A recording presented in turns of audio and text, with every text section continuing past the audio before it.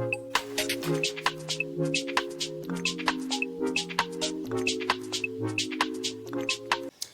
Guys आज हम unboxing करने वाले हैं एज़रॉक चैलेंजर ग्राफिक कार्ड 5600 XT की। ये फ़िलहाल जो है काफ़ी चीप प्राइस में आपको मिलता है।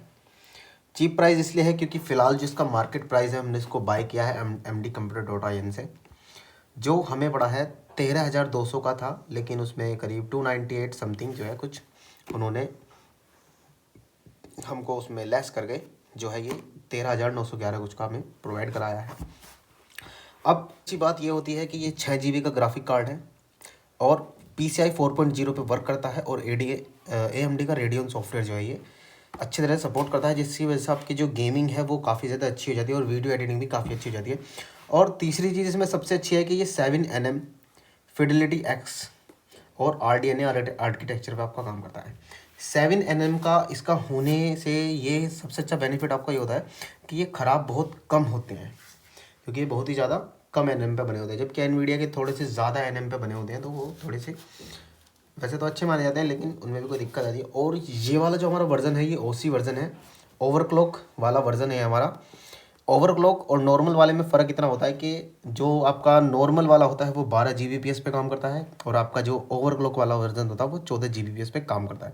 यानी कि अगर इसकी कंपेबिलिटी या दोनों के साथ कंपेयर करें एनवीडिया में, तो आप एनवीडिया का 2060 और ओवरक्लॉक होने के बाद 5600 XT सेम ही आपको परफॉर्मेंस देते हैं कुछ चीज़ों को छोड़ के। चलिए अब अपने बॉक्स ही कर लेते हैं अनबॉक्सिंग। तो अनबॉक्सिंग करने के बाद सबसे पहले तो हमारा ये रैपर सा मिलता है, इसको हटा देते हैं। फिर आता है हमारा ये ग्राफिक कार्ड। पुस्तकें वगैरह हमने इसमें जानबूझ के हटा दी हैं सारी की सारी। पुस्तकों का कोई काम इसमें पड़ता नहीं है, लेकिन फिर भी अगर आप पुस्तक पढ़ना ही चाहते हैं तो आपको नीचे की तरफ ये पुस्तक मिल जाएगी। इसको आप आराम से पढ़ सकते हैं, 1 से लेकर Z तक बहुत सारी लैंग्वेजों में है। तो हमारा तो इसमें कोई बेनिफिट है नहीं, तो इसलिए हम इसमें नहीं पढ़ेंगे। अब देख लेते हैं हमारे ग्राफिक कार्ड किस तरह का होता है।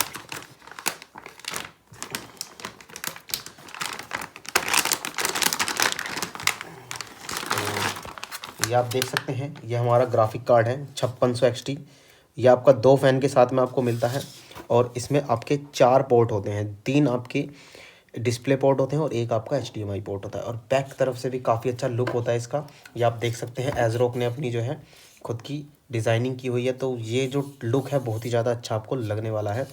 और इसकी दूसरी चीज़ है, इसको ख़रीदने से पहले एक चीज़ का आपको ध्यान रखना है कि कंपनी के हिसाब से जो रिक्वायरमेंट है वो होनी आपकी बहुत ज़्यादा ज़रूरी है, तभी आप इसको अपने सिस्टम में इंस्टॉल करना। मिनिमम सिस्टम रिक्वायरमेंट आपका PCI कंपेटेबल आपका जो मदरबोर्ड है वो होना चाहिए, X16 PCI स्लॉट होना चाहिए और मिनिमम आपकी 450 वाट की जो पावर सप्लाई है वो होनी चाहिए। और पावर सप्लाई के अंदर आपका PCI का एक पोर्ट होना चाहिए जो उसको पावर प्रोवाइड करता है, क्योंकि ये नॉर्मल आपके ग्राफिक कार्ड की तरह नहीं होता, इसमें आपको अलग से भी पावर देने की ज़रूरत होती है, तो उसके लिए PCI पोर्ट की आपको ज़रूरत पड़ेगी आपके सिस्टम के अंदर।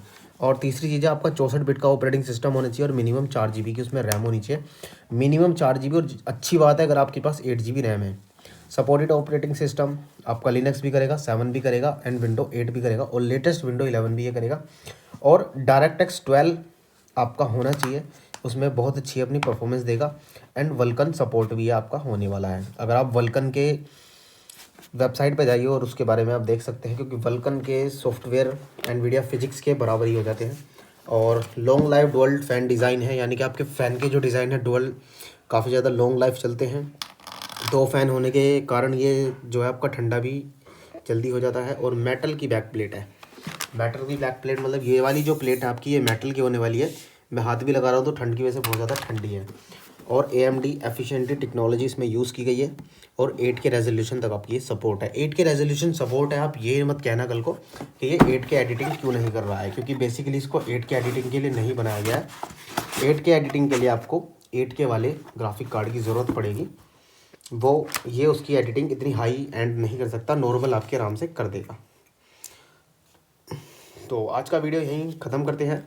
अब इसकी आपको टेस्टिंग और किस तरह से इंस्टॉलेशन करते हैं वो आपको अगली वीडियो में हम बताने वाले हैं। तो आई होप आपको सारी चीज़ इसकी समझ में आ गई, स्पेक्स वगैरह सब समझ में आ गई। कुछ चीज़ें नहीं समझ में आती है तो आप हमें कमेंट कर सकते हैं, वहाँ आपको समझाने की कोशिश करेंगे। तो thanks for this video and love you all friends. अब इसकी जो है हम इंस्टॉलेशन करते हैं, अगली वीडियो उस पर बनने वाली है।